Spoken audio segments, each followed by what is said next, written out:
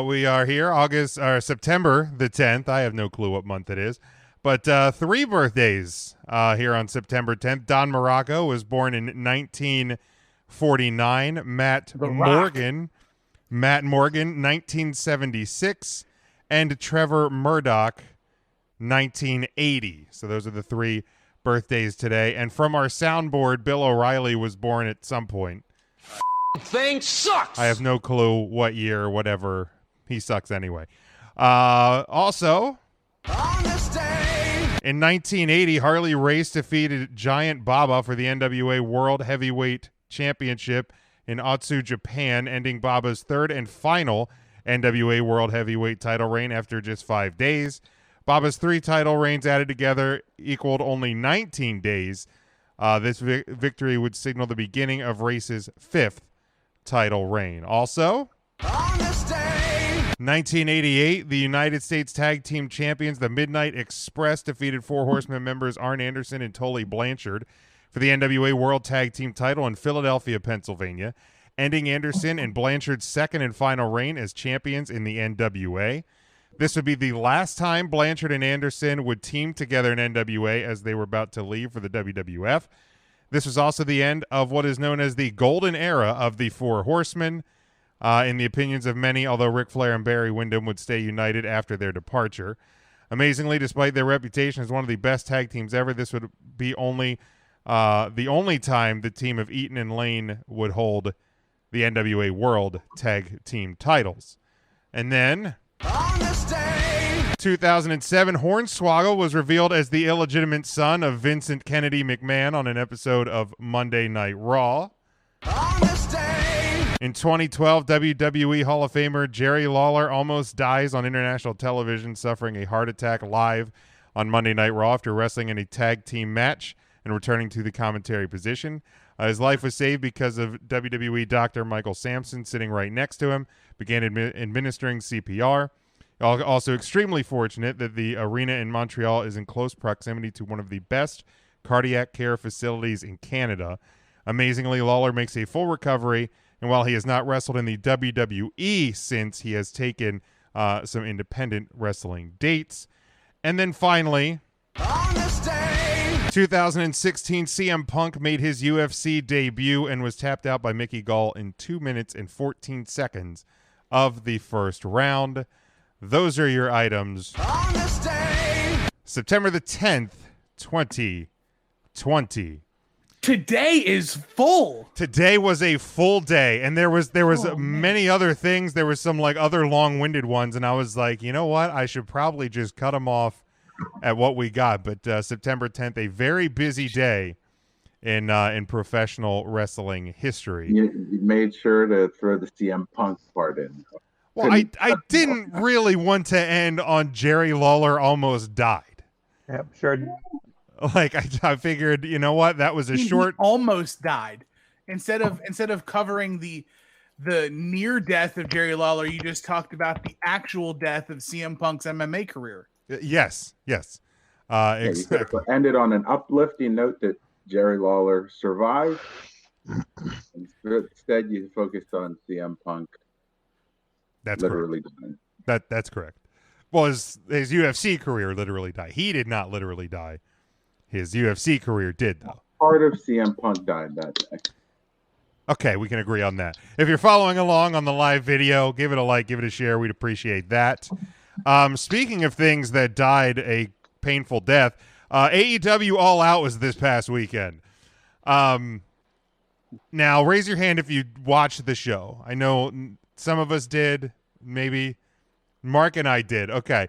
So I'm not going to go long-winded. I didn't want to spend any time on on a separate show this week reviewing it because I didn't feel like it deserved my time.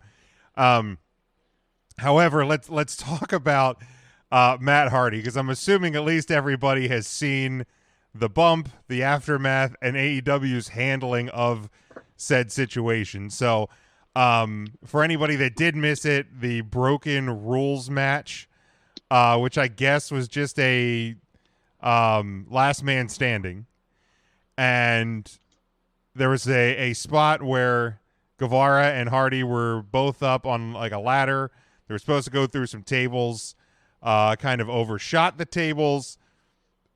Matt Hardy's head bounced off the concrete ground like a basketball, and he was out for like 15 to 30 seconds, completely out, and then got up and couldn't stand. And so they Ref Aubrey did exactly what she was supposed to, threw up the X right away. Match stopped, and Guevara celebrating what a perceived victory. And then a couple minutes later, they restart the match. They go right to the finish, where Matt Hardy had to be assisted climbing up a scaffolding. Guevara ends up going through. Matt Hardy gets to stay in AEW because remember that was the stipulation. Well, then, so then in the aftermath, because like watching it, and I know intern Mark, you were watching it too, and we were messaging in our group message about just how awful the spot was, how uncomfortable the match was. And then the aftermath, they said he was taken to a local hospital. Tony Khan is, saying that he cleared protocol and, that he was checked for a concussion. The doctor cleared him and this and that. And this is all in a span of like 4 minutes. Now, most of us here are football fans. We've seen players go into the blue tent for concussion tests. That don't happen in a span of like 4 minutes. That's a little longer drawn out process. So, and then obviously Matt Hardy's wife Rebby was tweeting that he was still in the hospital. He was definitely concussed. AEW was saying that he wasn't concussed. To me, it was really bad optics. To me, what should have happened is when he's knocked out, your first priority, stop the match, get him help.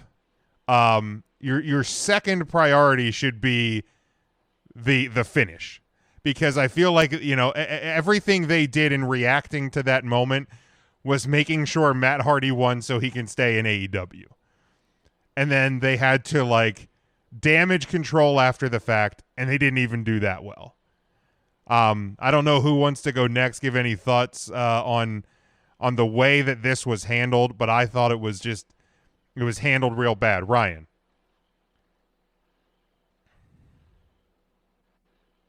Real leggy. I'm probably not going to be on here for very long because I'm coming through very clearly, unless you guys can hear how it's just video.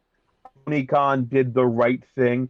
I don't think Khan can go out there and say things like Matt Hardy's cuss and cause a lot of panic. So I don't know what you expect Tony Khan to do in this situation, but Tony Khan could not create panic and create uproar and upsetness of the fans. So I like what you did there. Ryan. I also love the way that your picture froze in that moment. It's a great picture freeze. It didn't freeze. I was just. Oh, you were just sitting there like that. Who knows? You never know. You never know. On hold. I truly never do know with you. I truly, Matt, never know what Ryan is doing. You just never know. Tim, thoughts on the way that this went down and was handled? Status quo. Like, it's unfortunately concussions aren't a sweet science. It's kind of astonishing that even though we know so much about concussions, the symbol for having a concussion is apparent wooziness. We're using the phrase woozy to explain brain trauma. It's weird. It was an unfortunate spot. They didn't manage it. I think that Rebby was a little overreactive on Twitter. But also, like, that's her husband. Her husband is like 97 years old. He shouldn't have been up there in the first place. So what are you going to do?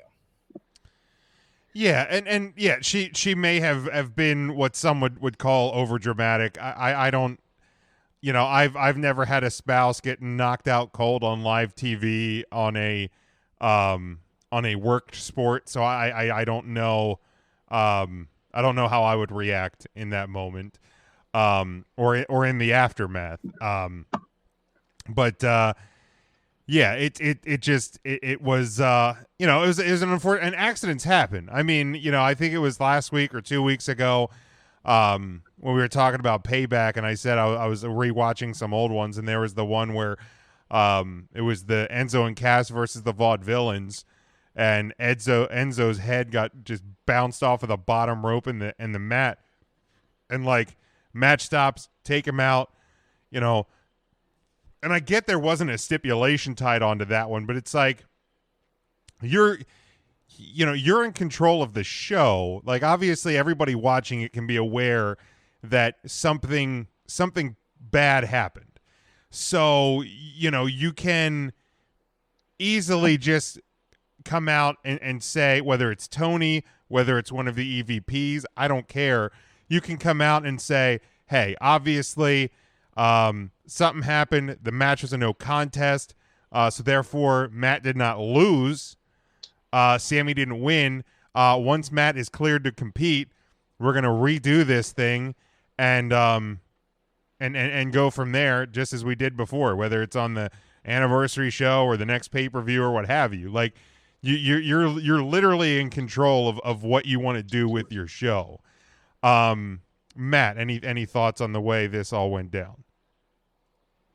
No, I mean, there's no real clear cut. I mean, there should be a protocol at this point, but again, it's so tough to even say what causes the concussions, because the smallest thing can. So I don't really have any kind of knock on what happened. Certainly would like to see some more research and awareness done across the board. This isn't just wrestling, specific, but the concussion injury itself is just, I think, kind of an unknown thing at this point. So you just kind of have to, unfortunately, just take it as in stride. So I don't know. I can't really fault the company for that. Some things could have been said afterwards a lot better, sure. But and Rebby's reaction, I think it was a little bit over, but at the same time, if it's your spouse, Sure. in the moment, you're probably gonna get caught up a little bit. I think Charlie and Intermark will get your thoughts here. Charlie has a great comment. He says, concussion or not, Matt was out and in no condition to continue. And to me, I think that's that's the part. And obviously, this isn't just an AEW issue, because I think we've seen at times in the past. I think if you go back to, I think there was a SummerSlam where Kurt Angle was knocked out. I think there's been times even within the past year and a half where I think Kairi Sane kind of had her bell rung a little bit, and I, if I remember right, she finished the match. So this isn't just an AEW problem. It just came to light. And I think also too, one of the reasons why for me, I looked at it as, wow, you're really playing this, like you're hammering the point on the protocol, the word protocol, when the Khan family owns an NFL team who has a certain protocol, which obviously the doctors are different. I don't think the Jaguars doctor and AEW's doctor is the same person. But like, if you own an NFL team, you have a certain protocol, which a concussion test is a lot longer than what they did with Matt Hardy. And to me, that's where I was like, man, you're really beating that word to death. Intern Mark, your thought, because I know you watched the show. Your thoughts on how it all went down. That's correct, Jim. I was watching it live as it happened. It was very scary. As soon as they came down off that, I think it was a scissors lift or some type of device, and they cleared the table and basically landed right on the concrete, and it was not good. And Aubrey gave the X. Actually, I think she did it twice. Yeah. Before they had the doctors in there, and boy, I thought for sure that was the end of the match. And I mean, honestly, the fact that they started it up and just went to the end spot, I thought it was kind of the wrong thing to do.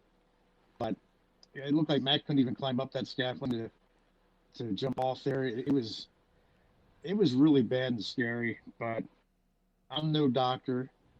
But I'm glad Matt is okay. But I really don't know how that match continued after that spot. It was ugly. Yeah, yeah, and that was the part too. Is you're having a guy climb up scaffolding and Sammy Guevara, and I don't know a lot about Sammy's history pre AEW. I thought given the circumstance that he was put in, he didn't. I don't think he really knew how to take control of that situation because, like, I know at one point he tried picking Matt up while they were still, back in the. Where the whatever, I guess it's the concourse between Daly's place and the stadium. Sammy's trying to pick him up. Matt can't even put any weight on his feet. He's stumbling. So yeah, it was just it was bad on all fronts. And my only thoughts on the show is this is kind of AEW's WrestleMania, and this was the first time and that to me they really missed on a pay-per-view. I don't know if the heat and humidity, because apparently it was like in the mid 90s in Jacksonville, and the humidity was high, and under the lights and everything in the ring it was over 100 degrees or whatever. But the whole show felt really, really flat to me.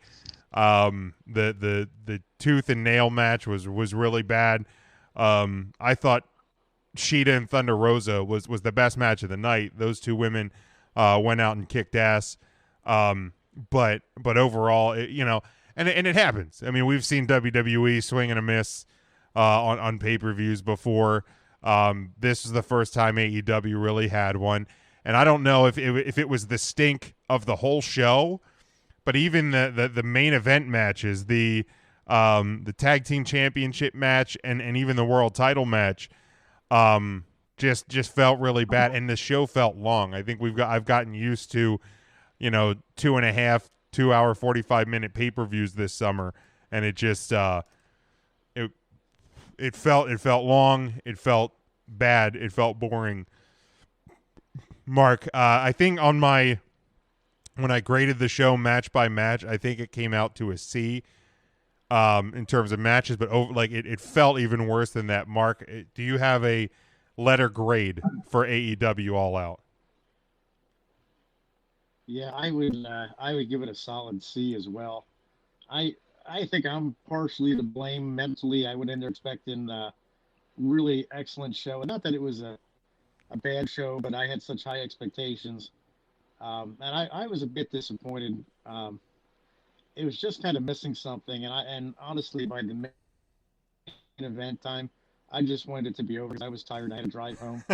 It was 5 hours. I was a little fatigued by the time it was wrapped up, but yeah, it just was not the AEW performance I was hoping for. Yeah, no doubt. Yeah, so a solid C. Yeah, it was it wasn't their best work. I think they redeemed themselves last night on Dynamite. Dynamite was a good show. So they didn't let a miss on a pay-per-view define them and knock them off track. So I will give them credit for that. They got right back on the hangman's horse and kept going.